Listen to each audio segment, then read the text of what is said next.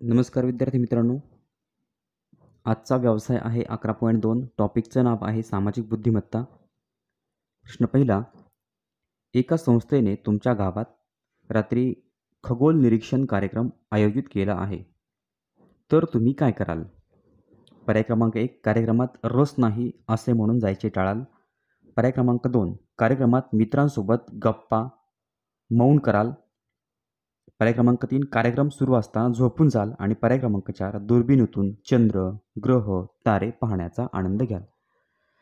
मित्रांनो, खगोल निरीक्षण कार्यक्रम आहे, तुमच्या गावात कार्यक्रम आहे आणि तुमच्यासाठी हा कार्यक्रम एका संस्थेनं आयोजित केलेला आहे. मग अशा वेळेला आपण या कार्यक्रमाचा आनंद घेतला पाहिजे, कारण की ही संधी पुन्हा पुन्हा येत नसते. म्हणून आपल्या प्रश्नाचं योग्य उत्तर आहे पर्याय क्रमांक 4. दुर्बिणीतून चंद्र, ग्रह, तारे पाहण्याचा आनंद घ्याल. प्रश्न दुसरा. नाटकाचा प्रयोग सुरू असताना शेजारच्या आसनावरील व्यक्तीचा मोबाईल फोन खणखणू लागला. तर तुम्ही काय कराल? पर्याय क्रमांक 1. त्याच्यावर खेकसून त्याला फोन बंद करण्यास सांगाल. पर्याय क्रमांक 2. त्याचा हात धरून त्याला नाट्यगृहाच्या बाहेर काढाल. पर्याय क्रमांक 3. सूचना करूनही फोन बंद ठेवला नाही म्हणून त्याच्यावर हात उघडाल. आणि पर्याय क्रमांक 4. कलाकार व प्रेक्षक यांना व्यत्यय येतो म्हणून फोन बंद ठेवण्याची विनंती कराल. विद्यार्थी मित्रांनो, अशा पद्धतीनं जर नाटकाचा प्रयोग सुरू असताना एखाद्या व्यक्तीचा किंवा आपल्या शेजारच्या आसनावरच्या व्यक्तीचा जर फोन वाजू लागला तर आपण कलाकार व प्रेक्षक यांना व्यत्यय येतो म्हणून फोन बंद करण्याची विनंती करणं योग्य आहे.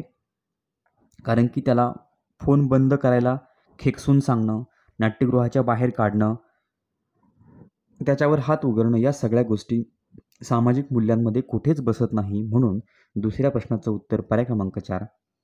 कलाकार व प्रेक्षक यांना व्यत्यय येतो म्हणून फोन बंद ठेवण्याची विनंती कराल. प्रश्न तिसरा. तुमच्या परिसरात राहणाऱ्या एका व्यक्तीला सापाने दंश केला. अशा वेळी तुम्ही काय कराल? पर्याय क्रमांक 1. आता ती व्यक्ती लवकरच मरणार असे सगळ्यांना सांगाल. पर्याय क्रमांक 2. विष उतरवतो म्हणणाऱ्या मांत्रिकाला बोलावून आणाल. पर्याय क्रमांक 3. आपल्या डोक्याला ताप नको म्हणून दुर्लक्ष कराल. आणि पर्याय क्रमांक 4. दंश झालेल्या व्यक्तीला ताबडतोब नजीकच्या रुग्णालयात न्याल. विद्यार्थी मित्रांनो, अशा पद्धतीनं जर एखाद्या व्यक्तीला साप चावलेला असेल, सर्पदंश झालेला असेल तर सर्वात महत्त्वाचं, कुठल्याही मांत्रिकाला बोलू नका, इतरांना सांगत बसू नका की हा व्यक्ती मरणार आहे. बाकीच्या कुठल्याच गोष्टी न करता सर्वात पहिलं एक काम करायचं, तर सर्पदंश झालेल्या व्यक्तीला ताबडतोब दवाखान्यात कसं नेता येईल याचा विचार करायचा. म्हणजे पर्याय क्रमांक 4 हे या ठिकाणी योग्य उत्तर आहे. दंश झालेल्या व्यक्तीला ताबडतोब नजीकच्या रुग्णालयात न्याल. प्रश्न चौथा. वाहतूक पोलिसाने तुमची गाडी अडवून तुमचा चालक परवाना पाहण्यास मागितला. त्यावेळी तुमची कोणती कृती योग्य ठरेल? पर्याय क्रमांक 1. घाईगर्दीच्या वेळी गाडी अडवली म्हणून पोलिसांशी हुज्जत घालाल. पर्याय क्रमांक 2. पोलिसांनी मागितलेली कागदपत्रे त्यांना दाखवाल. पर्याय क्रमांक 3. पोलिसाला लाच देऊन गाडी सोडवण्यास सांगाल. आणि पर्याय क्रमांक 4. परिचित असलेल्या वरिष्ठ अधिकाऱ्याकडे त्या पोलिसाची कागाळी कराल. विद्यार्थी मित्रांनो, जर आपण ज्या वेळेला गाडी चालवतो त्यावेळेला आपल्या गाडी चालवण्याचा परवाना म्हणजे गाडी चालवण्याचं लायसन आपल्याकडं असलं पाहिजे. त्याची झेरॉक्स कॉपी म्हणा किंवा त्याचा एखादा फोटो आपल्या खिशामध्ये असला पाहिजे. आणि पोलिसांनी मागितल्यानंतर आपण तो परवाना पोलिसांना दाखवला पाहिजे. कारण की पोलीस ते त्यांची जबाबदारी पार पाडत असतात. आपण सुद्धा आपली जबाबदारी पार पाडून प्रशासनाला सहकार्य करायचं असतं.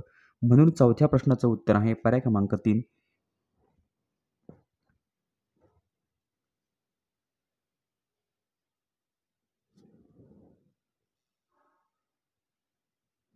योग्य उत्तर आहे पर्याय क्रमांक 2. पोलिसाने मागितलेली कागदपत्रे त्यांना दाखवाल. प्रश्न 5वा. पाणवठा दूषित होऊ नये यासाठी पुढीलपैकी कोणती कृती योग्य ठरेल? पर्याय क्रमांक 1. पाणवठ्यावर आंघोळ करणे. पर्याय क्रमांक 2. पाणवठ्यावर कपडे न धुणे. पर्याय क्रमांक 3. पाणवठ्याकाठी शौचासाठी बसणे. आणि पर्याय क्रमांक 4. पाणवठ्यावर जनावरे धुणे. विद्यार्थी मित्रांनो, पाणवठ्यावर आंघोळ केल्याने पाणवठा दूषित होणार आहे. पाणवठ्याकाठी शौचासाठी बसल्याने पाणवठा दूषित होणार आणि पाणवठ्यावर जनावरे धुण्यामुळे सुद्धा पाणवठा दूषितच होणार आहे. आपली योग्य कृती असेल पाणवठ्यावर कपडे न धुणे.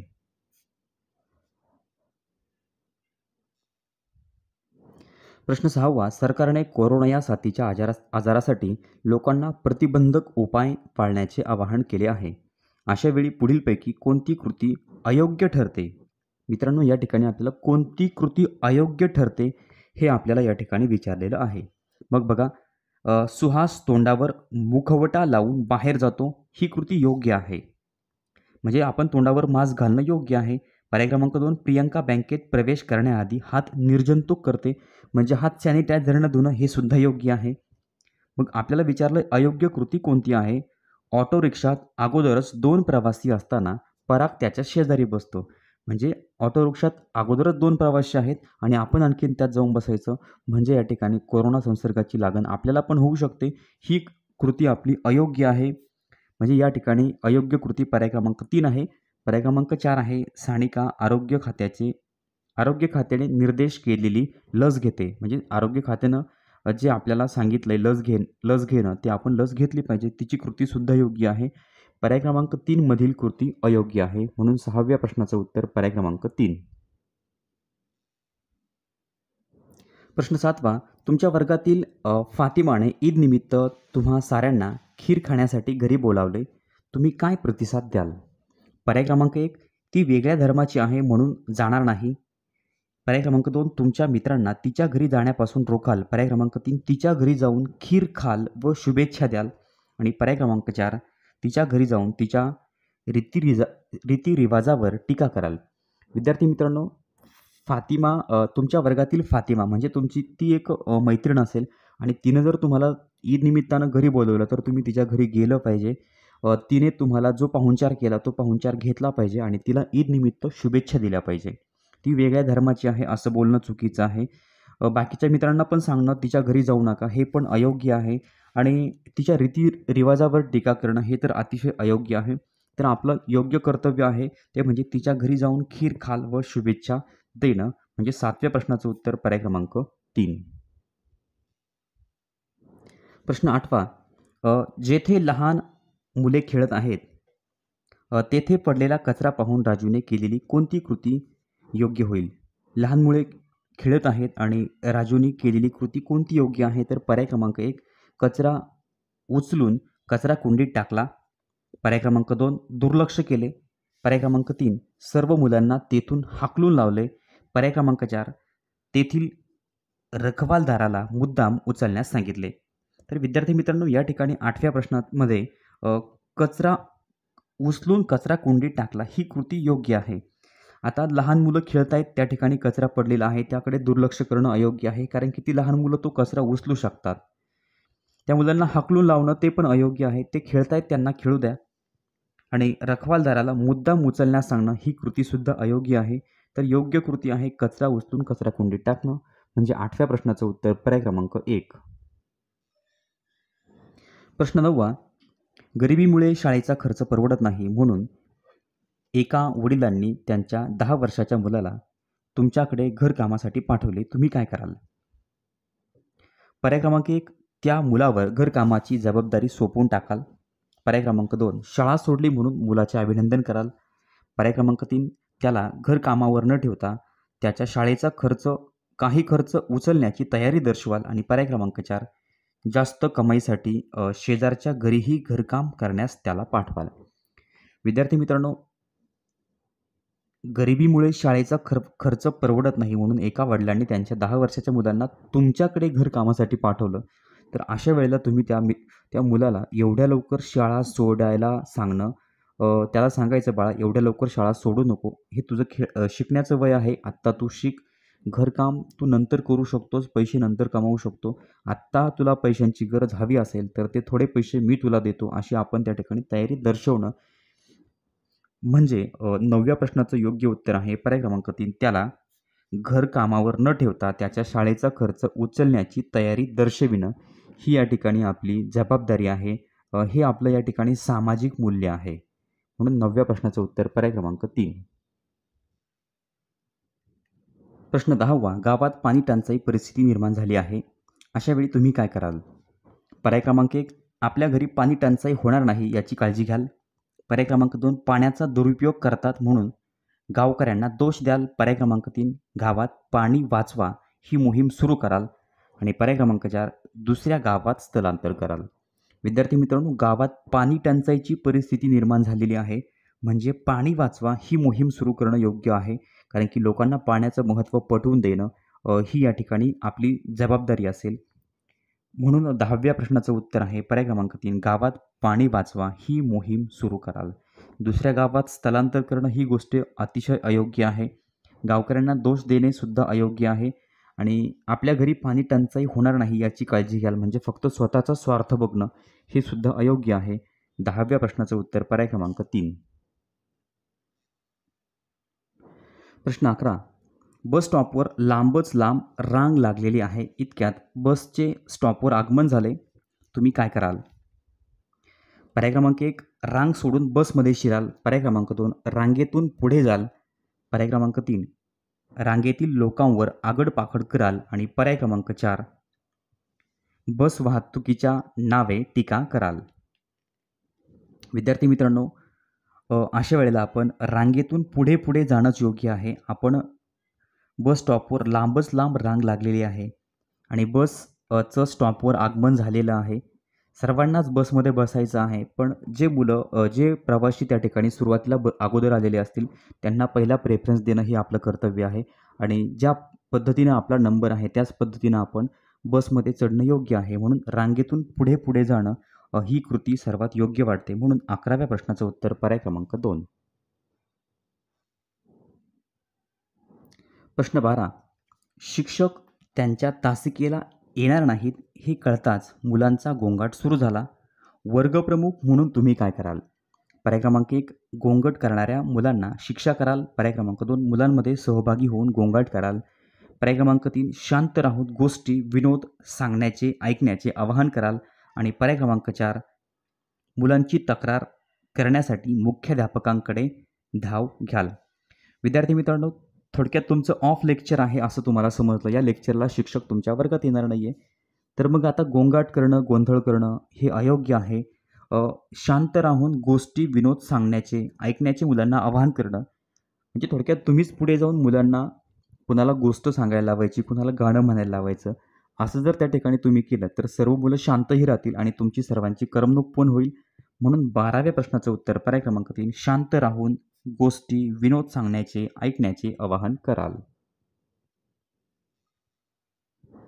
प्रश्न 13, जलयुक्त शिवार कार्यक्रमासाठी ग्रामपंचायतीने नागरिकांना श्रमदानाचे आवाहन केले आहे. अशावेळी अथर्वची कोणती कृती योग्य ठरेल? पर्याय क्रमांक 1, अथर्व कुटुंबासोबत बाहेर फिरायला जायचा बेत आखेल. पर्याय क्रमांक 2, अथर्व श्रमदानाचे महत्त्व समजवून आनंदाने श्रमदानात सहभाग होईल. आणि पर्याय क्रमांक 3, जलयुक्त शिवार योजनेतील त्रुटी लोकांना सांगेल. पर्याय क्रमांक 4, महत्त्वाचे काम आहे असे सांगून घरीच राहणे पसंत करेल. विद्यार्थी मित्रांनो, या ठिकाणी जलयुक्त शिवार योजनेचं जर त्या ठिकाणी काम असेल, श्रमदानाचं काम आहे, अशा वेळी आपण आनंदानं त्या श्रमदानात सहभागी झालं पाहिजे. कारण की तो आपल्या ग्रामपंचायतीने आपल्या गावासाठी ठेवलेला कार्यक्रम असतो. अथर्वने श्रमदानाचे महत्त्व समजून आनंदाने श्रमदानात सहभागी होणं हे या ठिकाणी योग्य आहे. म्हणून 13व्या प्रश्नाचं उत्तर पर्याय क्रमांक 2. प्रश्न 14, भारताने क्रिकेट सामना जिंकला. यावेळी मध्यरात्र झाली आहे. तुम्ही काय कराल? पर्याय क्रमांक 1, रस्त्यावर उतरून फटाके फोडाल. पर्याय क्रमांक 2, रस्त्यावर जोरजोरात ओरडत आनंद व्यक्त कराल. पर्याय क्रमांक 3, मित्र परिचित यांना फोन करून अभिनंदन कराल. आणि पर्याय क्रमांक 4, घरातील सदस्यांसोबत घरातच आनंद वाटाल. तर मित्रांनो, रात्रीची वेळ आहे, भारतानं क्रिकेटचा सामना जिंकलेला आहे. मग अशा वेळेला आपण घरातील सदस्यांसोबतच आनंद व्यक्त करणं योग्य आहे. कारण की रात्रीची वेळ असल्यानंतर रस्त्यावर फटाके फोडले तर त्या ठिकाणी लोक उठतील. जे झोपलेले आहेत सगळे 100% लोक क्रिकेट सामना बघत नसतील. त्यामुळे लोकांना त्रास होऊ शकतो. परिचितांना फोन करून सांगणंसुद्धा अयोग्य आहे. आणि आरडाओरड करत रस्त्यावर हिंडणं हे तर अतिशय अयोग्य आहे. मग आपली योग्य कृती आहे किंवा आपल्या सामाजिक मूल्यामध्ये कोणत्या गोष्टीचा समावेश होईल, तर घरातील सदस्यांसोबतच घरात आनंद वाटाल. म्हणजे कुणालाही डिस्टर्ब न करता तुमचा एन्जॉय तुम्ही करा, दुसऱ्यांना त्रास देऊ नका. म्हणून 14व्या प्रश्नाचं उत्तर पर्याय क्रमांक 4. प्रश्न 15. पुढीलपैकी कोणती कृती अयोग्य आहे हे पर्यायातून निश्चित करा. मित्रांनो, अयोग्य म्हणजे कोणती कृती चांगली नाही आहे. योग्य म्हणजे चांगली, अयोग्य म्हणजे चांगली नसणं. कोणती कृती या ठिकाणी चांगली नाही आहे? आदित्य शेजाऱ्यांशी प्रेमाने वागतो. बघा, कोणती कृती अयोग्य आहे? आता ही शेजाऱ्यांशी प्रेमाने वागणं ही कृती योग्य आहे. पर्याय क्रमांक 2. पूनम शिक्षकांनी सोपवलेले नावडते काम मन लावून करते. तिला आवडत नसलेलं कामसुद्धा ती मन लावून करते. शिक्षकांनी काम सांगितलंय म्हणून तिला न आवडलेलं कामसुद्धा ते मन लावून करते. ही सुद्धा कृती योग्य आहे. आपल्याला विचारलंय कोणती कृती अयोग्य आहे?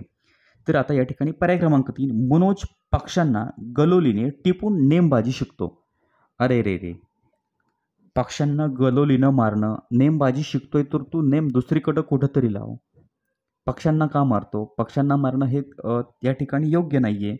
त्यांची शिकार करणं योग्य नाही आहे. मग पक्ष्यांना गलोलीनं मारणं ही कृती अयोग्य आहे. म्हणून 15व्या प्रश्नाचं उत्तर पर्याय क्रमांक 3. आणि आपण शेवटचा पर्याय पण बघूया. अनघा इमारतीच्या लिफ्टमध्ये अडकलेल्या लोकांना धीर देते. ही कृती योग्य आहे. म्हणून 15व्या प्रश्नाचं उत्तर पर्याय क्रमांक 3. विद्यार्थी मित्रांनो, या पद्धतीनं आपण सामाजिक बुद्धिमत्ता हा जो सब टॉपिक आहे, विशेष प्रश्न या घटकातला, यातला व्यवसाय 11.2 आपण या ठिकाणी बघितला. यानंतर आता 5वी स्कॉलरशिप गणिताची जी प्रश्नपत्रिका आहे ती मला अपलोड करायची आहे चॅनलवरती. आणि सोबतच बुद्धिमत्तेचे एक स्वाध्यायसुद्धा अपलोड करायचे आहेत. चॅनलवर नवीन असाल तर चॅनल सबस्क्राईब करा. व्हिडिओ आवडला तर लाईक करा, कमेंट करून कळवा. आपल्या मित्रांना शेअर करायला विसरू नका. धन्यवाद.